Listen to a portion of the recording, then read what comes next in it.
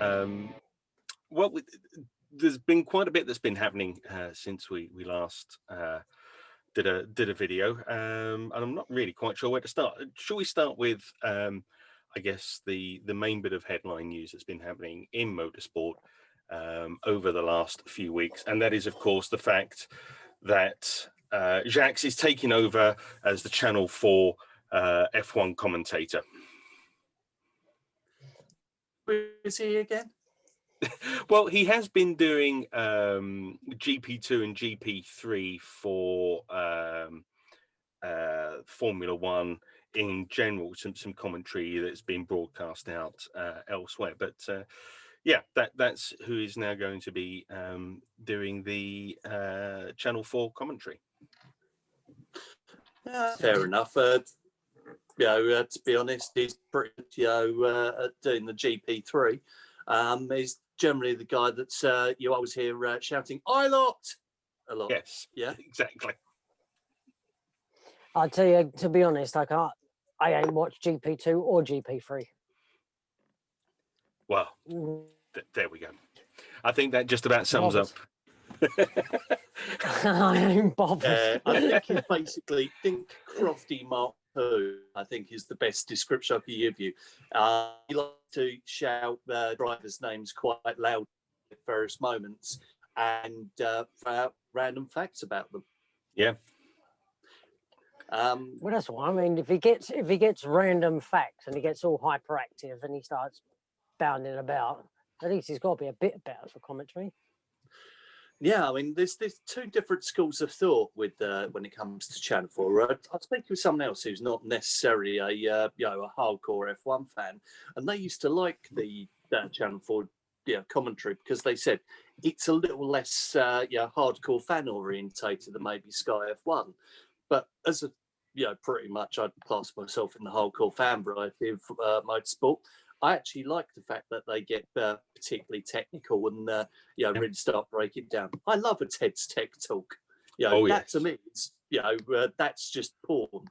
But it's, for others, they were finding it quite accessible. So I'm going to be interested to see how it affects their viewing.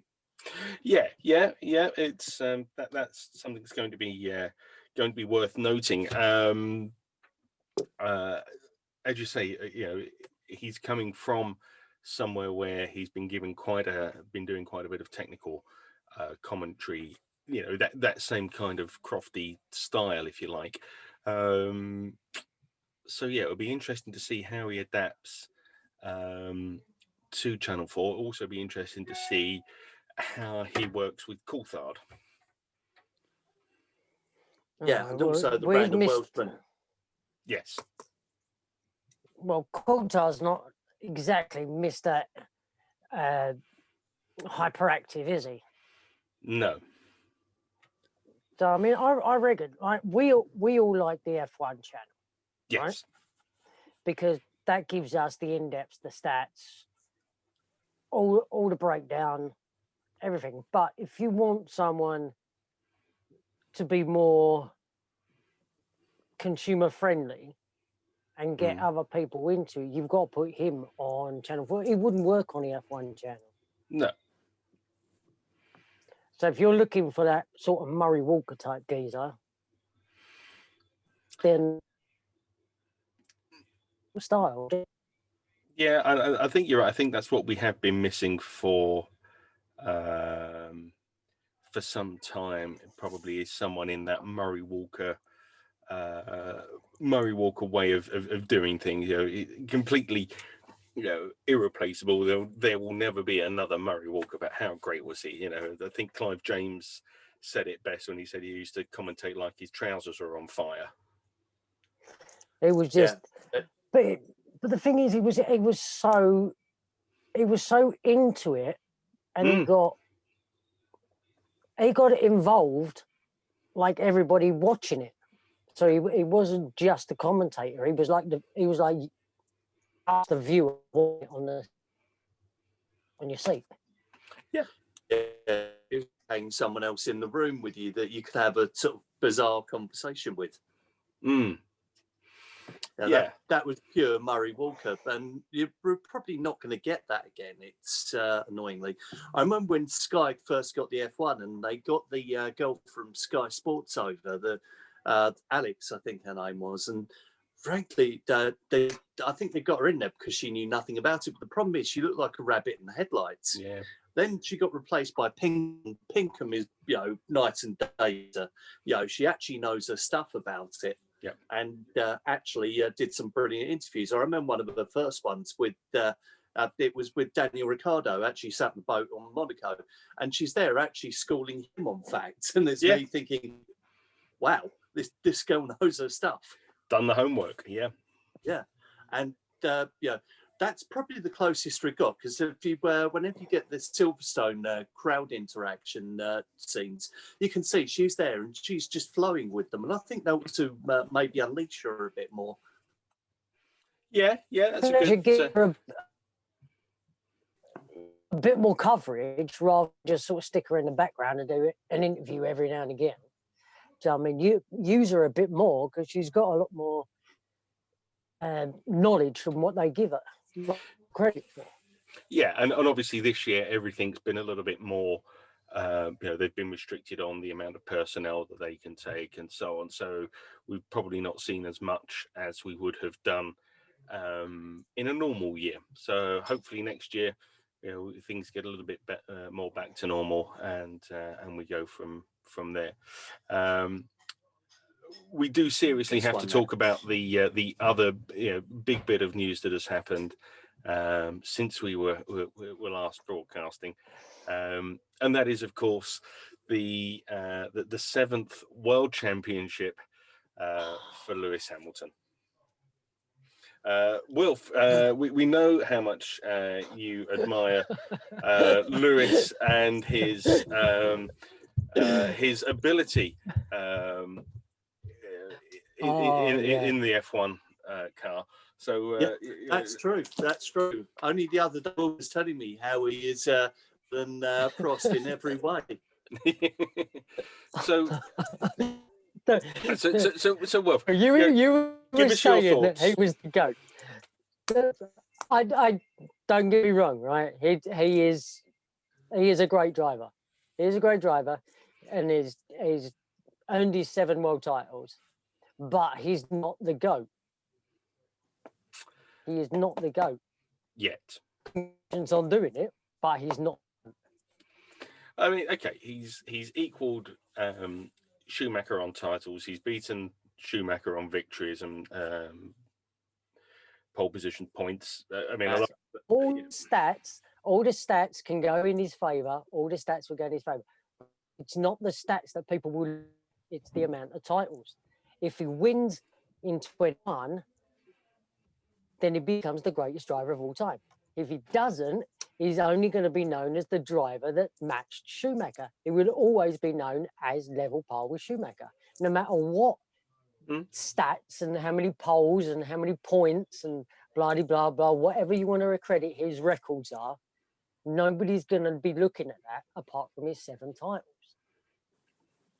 And until he gets 8, nobody will say he's the best. We shall see. We shall see. I do suspect he may well get an 8th, to be honest. I do think. I'm guaranteeing he'll get an 8th. I'm guaranteeing he'll get an 8th because there's no one in Formula One at the moment that's going to match him in that Mercedes. The only person who's going to come close is going to be Bottas, and Bottas is a second man. He is just he is the errand boy that's going to sort of back him up and give him that buffer. I almost feel sorry for Bottas in this, to be honest, because let's face it, when he was over in Williams, he was by no means the second guy. He's gone there, and all of a sudden he's been knocked back. Literally, Lewis has owned him. But Yes. thinking back to when Rosberg announced his retirement, and I think if we go back to the podcast we did at the time, and we were talking about potential replacements, and we were talking about Bottas, and we said back then, would he be able to go into that team and break Lewis's stranglehold, if you like, or his his leadership within that team.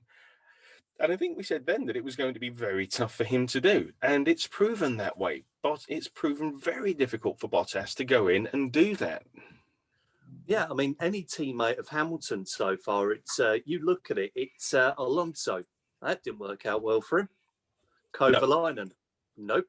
Button, did well to keep up with him in most respects, to be fair. But that car was, bit of a dog in comparison to some of the others. I'll need to go back and check, but I actually think Button he did scored better more in 1 year. Yeah, I'm not sure. Points 1 year.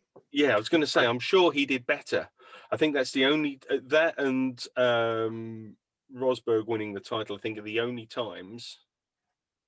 Yeah, those are the only times he's been beaten. Now with Rosberg as well, you have to factor in an awful lot of bad luck for Hamilton, frankly. That's right. Yeah, that's true. That year he did have some engine failures and other bits and pieces as well. So yeah, we need to take that into consideration. So the thing is that the Mercedes, the whole team, as much as they like to say that they're both driver orientated, that team is built around Lewis. But that's what happens when you've been there for so long. Yeah, but that's what I'm saying. Successful, and you say you want the car developed in a particular way. Why are they going to do anything but? No, but this is what I'm saying. No one coming in. Bottas is never going to challenge Lewis because the team is built for Lewis, not for Lewis and for Bottas. But that's always been the same with any of the great drivers. Schumacher, he developed Ferrari around him. With either Barrichello or with Massa or with Irvine as the teammate. Yeah, that's why Schumacher got his titles, because it was built around him, so no one could really challenge him. So that's what I'm saying. No one's going to challenge Lewis because the team's built around Lewis. If it was built 50-50, then it'd be competition. But there ain't. Yeah, and this is it. You've got Red Bull that's built around Max at the minute, and frankly, they're being found a little bit wanting from that method. All they do is they choose second drivers, it seems. Yeah, and I think you have to kind of feel for anyone that's in the Red Bull Driver Academy, don't you? In that school, that way of, Red Bull are great at picking, young drivers up and putting them through some of the lower formula. But as you get closer to Formula One, that's a very tough reputation, isn't it? You have to look at the likes of of what's happened with Webber, with Ricciardo, going back even further back, back to even to the mid 2000s, Scott Speed, Christian Klein, drivers who actually weren't bad drivers, but they were never given the opportunity to develop the way that they could have done in Formula One. I think if you put Lando Norris and drivers like that alongside Max, that would push Max, and he's the type of driver that would be able to get more out of the car. Alex Albon doesn't seem to have that edge like Max. To be fair, Albon's got some very good stats in previous racing formula. I don't think that's necessarily his fault. I think that team, everyone talks about Lewis having the team built around him. That might as well just be called Verstappen Formula One. Yeah. Basically, the other guys just a bitch to go around and ruin someone else's pit stop. But that's why Ricciardo left. Yeah, and that's exactly why he left, because he saw the writing on the wall. Frankly, he was getting better results than Verstappen, but still actually getting the arse end of it and finding that all the development was edging towards a car for Verstappen, and he was just sat there going, "What's going on?" But the thing is, if you're in, and if Albon was to consistently not beat Max, but say Max was running third, and then Albon was running fourth, and then races here and there, Alex would have come past and got that third position. It would have put him in a better position to start making more strides towards his car getting but I better think parts I think and the stuff like that. But I think the problem there is, and where Tim's, I have to agree with Tim on this one, is that because the car is developed towards Max and it's not developed towards Albon's driving style, he can't get the performance out of it in the same way that Max can, and that's why we're finding him, towards the midfield pack of the grid, and having those midfield battles rather than being up the front there, having the fight for the podiums. A classic example of why that's the case as well is Pierre Gasly. The guy's won at Monza this year. Yeah. He was panned by Red Bull, and yet he's going out there and he's already a race winner. Yep. I tell you what's actually going to be interesting to see next year, because let's just rewind back to the beginning of this season. Think of where Renault were at the beginning of the season. They've come away now with 2 podiums, and next year Fernando comes back. How much of an impact is Fernando going to have next season in a car that we've already started to see is improving? It's going to be interesting, but also I think McLaren is going to be slightly more potent next year with a slightly better engine in it, to be quite frank. Yeah, and they're going to have Ricardo. And also the pink Mercedes, as it's known, let's face it, has also emulated this year's rear suspension on the current Mercedes. So they're going to have a fair bit of development to go into next year with. Yeah, I mean, and don't forget, next year they change name and they change color. It won't be a pink Mercedes next year; it'll be a green one, because their Racing Point are becoming Aston Martin, with Vettel going there, back to a smaller team. And apparently that's something that he feels works better for him than a big Aston Mercedes. Yeah. Well, actually, I think that Vettel's doing a good move going there, because he can go there without the expectation of having to try and beat Lewis. No, I agree. Because he's going to be in a car that nobody's going to expect to be podium worthy. Like, in certain races, maybe in many ways they'll get into the podium, but in many ways it's a bit not going to be a bit like this guy behind me when he went to Arrows. Yeah, I can see the analogy there. The one thing I'm thinking that we're also seeing at the minute in the entire Formula One area, and that is who, frankly, the better drivers are. That when Hamilton does step away, who's got a chance at World Championship? Now, I think Ricciardo is, immensely underrated. I really do rate him, but my number one tip for it is Leclerc. Oh, absolutely. I mean, he has outraced Vettel in that Ferrari this year, no doubt about it. Yeah, and I mean, quite frankly, there is do things with that 4 car or 5 help to. Oh yeah, there always is a field of 4 or 5 that are capable of getting the championship. But I feel if they managed to put the car under Leclerc, I think he could do a job without Hamilton in the way. Yeah.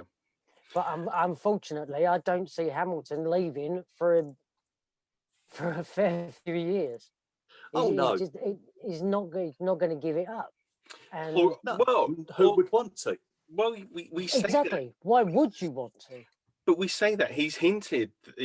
Hamilton's hinted that he might. He might be looking at retirement sooner than we think. Once he's got an 8th world title, what is there left? With this current era, if he gets 8, like he will do next year, right? There will never be a stretch, or there will never be a period where there will be such a dominance. No, and because of the structure and the way and all the different caliber of drivers and the teams that are working now. yeah, and for There will never be a 2022, way we've got the new regulations coming in. We've got the cost cap coming in. Yes, a lot of the big teams, they've already spent, they've already had their capital expenditure programs. They've already done that. So that doesn't really offset a huge amount to the smaller teams. But in terms of labor costs, some of the R&D costs that are associated with developing the car through the year, that's going to become quite restrictive come 22. So yeah, you can pretty well imagine end of next year Hamilton says, yeah, fine, enough's enough, I've done my bit. Do I want to go through another it's never going to be, but you'll never get, if he gets 8, you will never find a racing driver that will amass 9 titles. No, because you've got to go through a period. Yeah, Schumacher was going to get beaten, so let's not say that. No, but you take those periods where the car is dominant, right? And Schumacher had like 4 on the bounce, right? Lewis going. Well, he had 5 on the bounce. Schumacher had 5 on the bounce. Yeah. See, so you take a period like that. If you get a period like that, you'll get 5 on the bounce. That's probably the maximum of period of time that you will get such a dominance. You won't get one where they're going to be a time you can get 9 titles, because no one's going to be in Formula One long enough to amass 9 or 10 titles within the same team, because they're either going to be pushing on for, like, there's going to be seasons where the car falls down and it's not going to be as good. Yeah. Okay. Interesting thoughts. I'm going to change topic slightly. I'm going to take us back 25 years, 1995. Okay. And can either of you guys guess what happened in the world of motorsport this week 25 years ago? 25 years ago. I'm going to give you a clue. It was a Briton becoming the first ever champion of something. The first ever British champion of something. Happened 25 years ago. Was it Nigel Mansell in IndyCar? No. It was a good stab. It wasn't that one. It wasn't that one. No. So 25 years ago, we had the very first British world champion in a particular type of motorsport. Will Fuel go? In a British world champion in a particular kind of motorsport. Would it help if I told you that the driver was Scottish?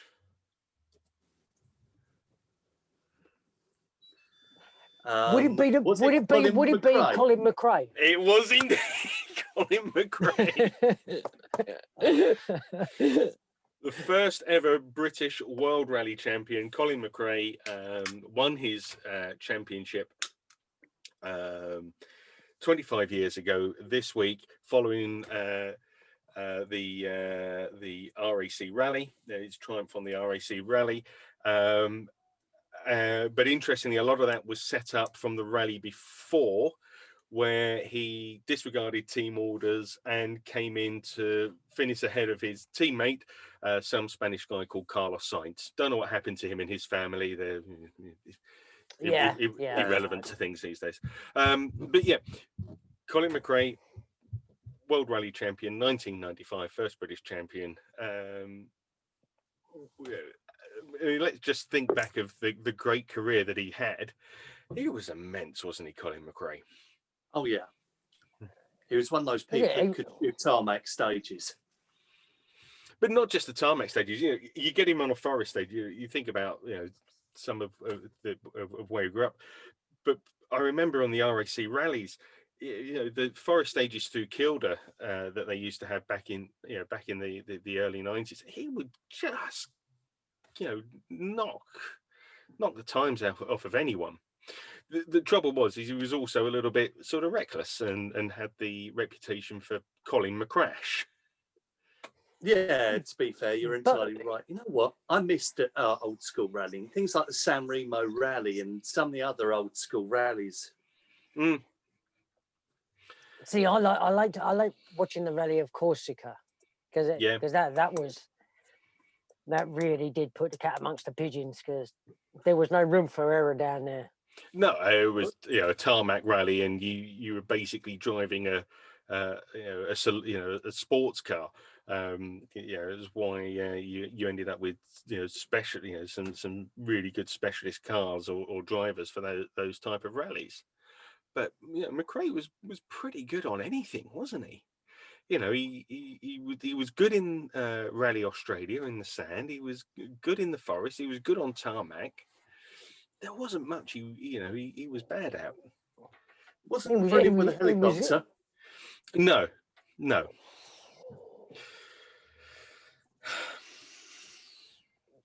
Tim. However, in a rally car, but maybe you tried rallying the helicopter.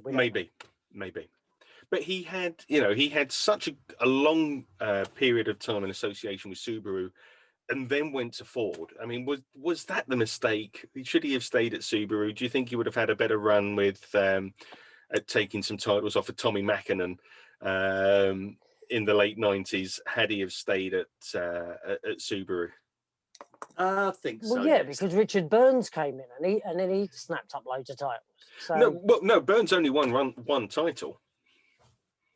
He only won. But he was still in the Subaru, so he would have still taken. He still would have taken them titles. If he hadn't moved over to Ford, he would have still taken them titles. So he's saying that the Ford move was a mistake. Pretty much. Well, I mean, the Ford rallying thing. I mean, they've got the history there, but quite honestly, they really. It just didn't feel like they went into it as much as they could. Well, the thing was that was when at the point that they just outsourced it and handed over the rally business over to Malcolm Wilson and M Sport up in Cumbria. So I guess there was probably a little bit of trial and error going on with those guys and trying to get it right. Up against ProDrive, running the Subaru, who have been running cars for donkey's years. Rally Arts in rugby, running the Mitsubishis, again, team that have been around for a long while. So yeah, maybe it wasn't the best way of doing it. Maybe that was the problem. Who knows? We can't turn back. I mean, Ford been successful recently again. Yeah. It was a decent show. At least he didn't go to Citroen. Well, yeah. Well, he did after the Ford thing, didn't he? Didn't he go to Citroen for a bit after Ford? Wait, when you're on a downward spiral, it's like a rock bottom, isn't it? What's left? Oh God, come on! After my helicopter joke, I mean, really? Oh dear! Oh dear! Oh dear! Yeah, but he still had really good links before, because at the time of the accident, he was building a Dakar raid car that was going to be powered by a series of with Ford engines, with V6 and V8 engines. So he still had some plans on what he was going to do, and I think that would have been interesting to have seen McRae do the Dakar and go into the raid side of rallying. Talking of the Dakar, I tell you, that is one underrated race. Yeah, especially as it used to be the Paris Dakar, and now it neither starts in Paris or ends in Dakar or takes place in Africa. But you're absolutely right. It's an immense event. it's a way of calling something that just has no It's relevance the to. Peking duck of racing. It's the mock turtle of the rally world. Yeah. Oh, God. You know, yeah, but it's one of those things that you like to watch on TV on Eurosport, but you're probably going to flick through now. Yeah, it's I mean, Makes long gone are the Eurosport 2. that's it. Yeah, long gone are the days when the interesting thing about it was whether Mark Thatcher was going to going to get lost again or not. Yeah. But no, I mean, Dakar and Raid, it's still got some pretty big audience. I think it's going to be interesting to see what happens with that moving forward. Guys, we are rapidly running out of time. Final words for this week from Tim. Final words from me. Yeah, we've had some huge news in the world of motorsport. Joking aside, let's give a huge shout out to Hamilton. As Wolf says, he doesn't feel he's the GOAT yet, but let's face it, we all know it's coming when it's just going to be undeniable to anyone. So I'm looking forward to that moment when no one can deny it in any way. Thank you, Tim. Wilf, your final words. My final words is Lewis can only obtain a golf clap from me. Okay. And on that note, thank you very much for joining us, and we hope to catch you next time. Ta-da.